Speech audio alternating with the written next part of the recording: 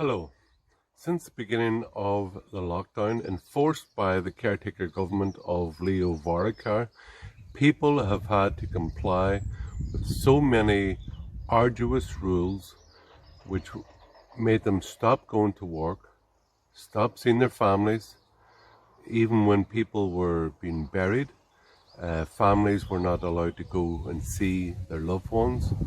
Wives whose husbands were dying were not allowed to go and see their husbands because of social distancing rules put in by this Fine Gael government. And yet, what did we see yesterday? We saw thousands of people walking down the streets in Dublin. No social distancing rules there. No, no, no. Big clumps of people shouting over what?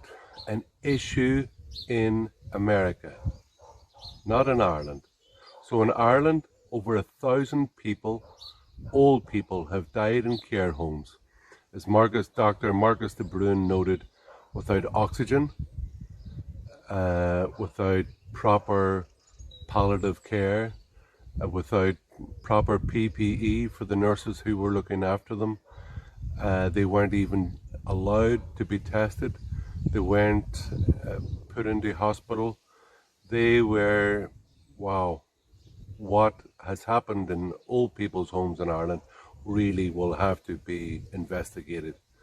And if negligence is found, there really should be criminal charges put on those responsible, i.e. the Minister of Health, Simon Harris. That's what I believe anyway. But anyway, back to the point. So we had a large march about, now they say it's about the death of George Floyd in the States, who was murdered by a police officer. The police officer has been charged.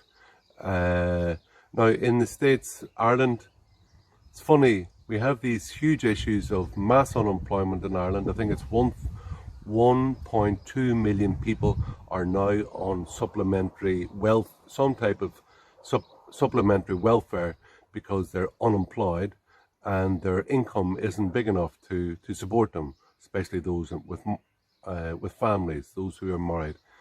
But all these virtue signalers, all these the professional protest class who were out there yesterday, many of them, no doubt, their incomes funded as part of NGO workers and NGOs in Ireland, supposedly non-government organisations, are funded up to the tune of €5.5 billion each year. I think that's 8% of the government's total spend each year, which is basically political echo chambers funded by the taxpayer and decided upon by the government. Quite a disgraceful, and of course we saw many of these NGOs supporting, and along with Antifa and Siru, basically thugs, were at a counter protest when Irish Freedom Party had helped organise a free rally in favour of free speech there before Christmas. So the whole thing is a farce. The Leo Varadkar, by implicitly supporting that march that took place yesterday, is lauding something which broke all government enforced rules about social distancing. It shows that there are far too many people in Ireland. The protest class are only interested in, or mostly interested in, what goes on overseas, and they have no real interest in protesting against the government. And of course, RTE, the Irish Times and the Irish Independent, hardly a whisper about the breaking of the social distancing rules, which me and you, we're all supposed to keep.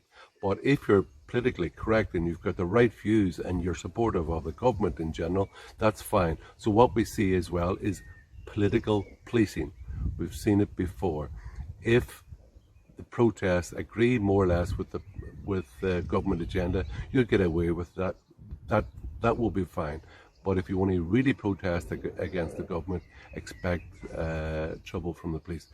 At the Irish Freedom Party, members were prevented from going to welcome Vice President Pence there a number of months ago. We were no threat to anybody. We went there to welcome the man. Of course, the politicised Garda, under orders, no doubt, or sympathetic nudge, nudge, wink, wink from Charlie Flanagan and the new RUC head of the Garda, made sure that we were blocked from going to welcome the Vice President of the States in Ireland. But so Leo Varadkar has lost all moral authority. We have been made to keep these social distancing rules. If he is easy and happy that thousands of people broke out yesterday, so that says to me that he has no moral authority to keep this farce going, that there's far too many people here are suffering economically. The number of people who are catching COVID every day is going down. The number of deaths is now very low. The whole thing will peter out quite naturally. And I believe if we take the proper precautions, and I believe it's time to end the lockdown, let people get back to work and regain the basic constitutional freedoms which are outlined in the Irish Constitution, and that's what we got to do. We got to open up the country, get people back to work, and get on with their lives as soon as possible. And Leo Varadkar and co can be damned. My name is Herman Kelly. I'm president of the Irish Freedom Party. Gora Magatsa. We will make America great again.